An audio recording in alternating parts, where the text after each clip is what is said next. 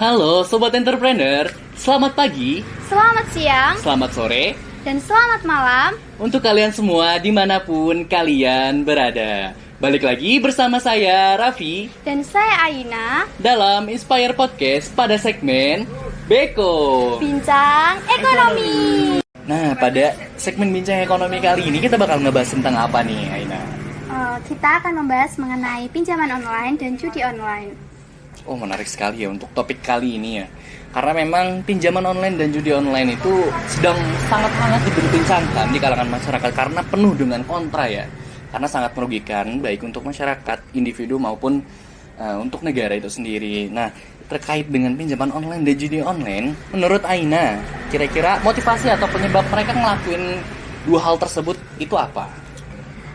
Untuk alasan mereka melakukan pinjaman online itu dikarenakan adanya keadaan ekonomi yang mendesak dan untuk memenuhi kebutuhan hidup mereka serta adanya perubahan kehidupan yang konsumtif. Selain itu, pinjaman online itu uang ataupun dananya akan dicairkan secara cepat sehingga hal tersebut dijadikan solusi bagi masyarakat untuk mengatasi keuangan mereka. Sedangkan alasan mereka melakukan judi online dikarenakan awalnya mereka itu hanya coba-coba yang akhirnya menyebabkan mereka kecanduan. Selain itu, akses untuk permainan judi online itu juga sangat mudah ya. Oke, banyak sekali ya untuk motif-motif yang mereka keluarkan untuk melakukan dua hal tersebut ya Aina ya. Tadi untuk judi online kalau nggak salah karena ingin mendapatkan keuntungan secara instan dan secara lebih cepat dah. Kalau nggak salah tuh aku sendiri pernah dengar kalau misalnya dari pemerintah itu udah ngeblokir ratusan ribu website loh Aina. Ratusan ribu website. Cuman dari para pelaku judi online ini mereka yang bisnis pada market judi online itu mereka bakal ngebuat website baru. Nah itu yang cukup sulit untuk diberantas. Dan dari tadi motif kecanduan juga termasuk juga. Tadi salah satunya pada pinjaman online itu mereka juga berdasarkan motif kebutuhan ekonomi yang mendesak ya. Iya, benar. Dan kemudahan untuk mendapatkan pinjaman secara gampang dan secara lebih mudah dibandingkan bank. Karena yang kita tahu kalau misalnya kita minjam ke bank itu persyaratannya akan lebih rumit dan lebih sulit dibandingkan melakukan pinjaman-pinjaman online di platform-platform. Cuman kan permasalahannya adalah mereka melakukan pinjaman itu kepada platform-platform yang ilegal gitu Aina. Oke, sekarang aku gantian yang tanya dong, Raf. Boleh. Apa sih kerugian yang mereka rasakan akibat melakukan pinjaman online ataupun judi online? Nah, untuk kerugian, kalau menurut aku sendiri itu banyak sekali ya Ina ya, karena memang ini sudah terjadi di lingkunganku sendiri, entah itu teman ataupun saudara yang sudah terkena dampak dari pinjaman online ataupun judi online tersebut. Mungkin dari pinjaman online terlebih dahulu kali ya. Kalau pinjaman online secara garis besar, mungkin hampir semuanya merasakan dampak ini adalah kenaikan suku bunga ataupun bunga yang berbunga. Jadi ketika mereka melakukan pinjaman di bulan pertama, mereka akan mendapatkan bunga yang berkali-kali lipat lebih tinggi di bulan selanjutnya, bahkan di bulan selanjutnya lagi. Apalagi kalau misalnya platform pinjaman online yang ilegal. Nah, Aina sendiri sudah tahu mungkin ya, untuk data yang dirilis oleh pemerintah itu dari total seluruh pengguna pinjaman online di Indonesia itu 42% itu dari tenaga pendidik loh teman-teman.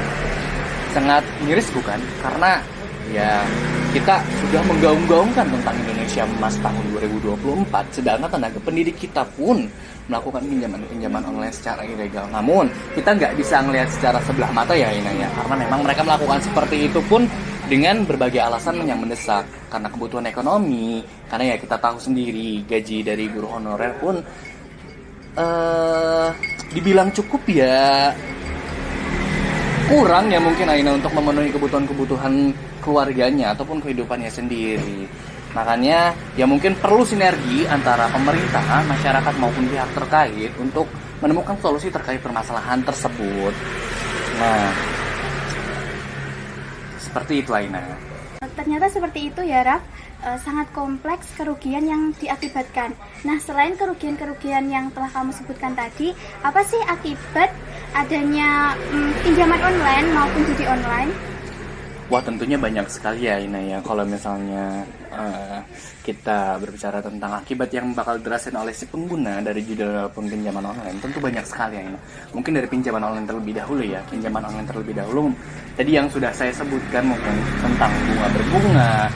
Nah, mungkin akibat yang jangka panjang ketika mereka hutangnya udah sangat numpuk ataupun tertimbun dari bunga tersebut, itu adanya tentunya kayak tagihan-tagihan yang memaksa ataupun kayak debt collector seperti itu. Nah, itu kan pasti sangat berpengaruh terhadap psikis ataupun mental si pengguna dari pinjaman online ini, yang nantinya mereka akan mengalami stres yang berkepanjangan, dan itu akan sangat merugikan untuk dirinya sendiri, bahkan untuk lingkungan sekitarnya. Sama seperti kasusnya judi online juga pun seperti itu. Bahkan judi online mungkin lebih merusak daripada pinjaman online, karena mereka bisa merugikan dari di individunya sendiri, itu bakal merugikan dari pikirannya, karena memang dia terlilit hutang yang terlalu banyak dari teman-temannya, dan bakal merugikan masyarakat yang tadi dia hutang dari masyarakat, dari teman-temannya, dari keluarga, dari sanak saudara, hutang yang sudah terlalu menumpuk, dan dia masih kecanduan untuk melakukan judi online, itu akan mengakibatkan kerugian-kerugian yang bakal dialami oleh orang di sekitarnya. Bahkan kalau misalnya dari data yang sudah dirilis oleh Kementerian Komunikasi dan Informatika, pelaporan dan analisis transaksi keuangan (PPATK), itu kerugian yang dialami oleh pemerintah dari judi online itu sekitar 20 triliun. Sangat besar kan angkanya ya. Bahkan angka tersebut juga mungkin untuk digunakan untuk bagian pendidikan ataupun digunakan untuk pendidikan yang ada di Indonesia, itu akan sangat bermanfaat ya pastinya Ina ya. Dan terlebih lagi perputaran uang yang ada di judi online yang ada di Indonesia ini angkanya mencapai 200 triliun. Itu bahkan hampir 20%-nya dari dana APBN untuk pendidikan kita loh Aina. Bahkan yang lebih miris lagi, Indonesia menjadi negara dengan peringkat nomor 1 di dunia pengguna dari judi online terbanyak di dunia. Nah, itu kan sangat miris sekali ya. Kita memimpikan Indonesia emas di tahun 2024, sedangkan kita sendiri menjadi negara dengan pengguna judi online terbanyak di dunia. Ini kan menjadi lahan bisnis bagi para pelaku bisnis yang bergerak di bidang judi online, apalagi dari perusahaan-perusahaan. Kalau nggak salah itu dari perusahaan-perusahaan Vietnam, Kamboja, itu mereka subur sekali untuk melakukan bisnis judi online di Indonesia ini, karena memang market dari judi online di Indonesia itu sangat besar, bahkan terbesar di dunia seperti itu Aina. Nah, untuk kerugian individu yang dirasakan oleh pengguna judi online tentunya sangat banyak sekali Aina, karena memang mereka juga dapat tekanan dari luar maupun dari dalam dirinya sendiri, karena memang tanggungan-tanggungan yang dia punya itu semakin banyak. Cuman kecanduan yang dia hadapi itu nggak hilang-hilang karena judi online tersebut, karena mereka mengimpikan keuntungan dari judi online secara instan ataupun kaya secara instan. Itu sangat merusak, karena menurut penelitian yang saya baca, itu 90% penyakit yang dialami oleh manusia itu berasal dari pikiran.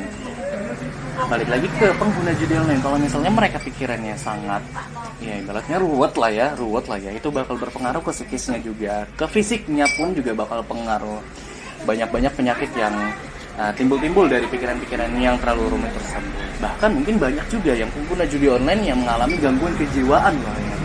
Itu kan sudah sulit sekali untuk disembuhkan ya. Mungkin seperti itu Aina untuk akibat ataupun kerugian yang dialami oleh si pengguna dari judi online ataupun pinjaman online tersebut. Oke nih Aina nih, sekarang aku pengen nanya balik ya terkait dengan dua hal tersebut nih Aina nih. Karena tadi udah banyak kita jelaskan tentang kerugian, tentang akibat, tentang bahkan kerugian yang dialami oleh negara maupun lingkungan sekitar kita. Nah sekarang nih, dari setiap kerugian tersebut kan kita butuh solusi nih untuk menangani dua hal tersebut ya. Kira-kira menurut Aina, apa solusi yang bisa ditawarkan kepada teman-teman semua agar bisa terhindar dari pinjaman online secara ilegal maupun judi online? Cara untuk menghindari adanya pinjaman online diantaranya yaitu kita harus mengecek website resmi Otoritas Jasa Keuangan atau OJK, apakah perusahaan yang kita gunakan tersebut sudah terdaftar atau belum. Selain itu kita juga harus memperhatikan peraturan ataupun kebijakan secara detail terhadap perusahaan pinjaman online yang kita gunakan. Dan untuk mengatasi kebocoran data pribadi, kita harus mengadakan legalitas dan rekam jejak digital terhadap perusahaan yang kita gunakan. Sedangkan cara untuk menghindari adanya judi online, kita harus menghindari adanya godaan ataupun bujukan yang dapat menjerumuskan kita ke dalam permainan judi online. Selain itu, kita harus melakukan aktivitas yang positif sehingga mengalihkan pikiran kita agar tidak melakukan permainan judi online. Nah, selain itu juga kita harus membatasi nih website yang berhubungan dengan judi online. Dan yang terakhir, kita akan melakukan sosialisasi kepada masyarakat luas terkait bahaya adanya judi online. Wah, banyak sekali ya solusi dari kita untuk menghindari, dari Aina untuk menghindari penggunaan dari judi online maupun pinjaman online. Tentunya solusi dari Aina ini sangat solutif ya teman-teman. Diharapkan teman-teman juga mendengarkan solusi-solusi yang tadi sudah dijelaskan oleh Aina. Seperti itu. Dan perlu juga ya untuk sinergi dari pemerintah dan masyarakat luas untuk saling bekerja sama untuk menumpas ataupun mengurangi dari dampak-dampak ataupun penggunaan dari judi online maupun pinjaman online tersebut, Aina. Betul. Nah, sudah banyak sekali nih kita ngobrol tentang judi online maupun pinjaman online, sudah panjang lebar sekali ya. Iya. Mungkin untuk segmen bincang ekonomi pada kali ini kita cukupkan sekian kali ya, Aina ya. Cukup sampai di sini aja ya. Karena memang semuanya sudah kita bahas ya, Aina ya. Iya. Oke Sobat Entrepreneur, mungkin untuk kesempatan kali ini kita cukupkan di sini. Aku Raffi Dan aku Aina. Kami pamit undur diri. Sampai jumpa di Inspire Podcast selanjutnya.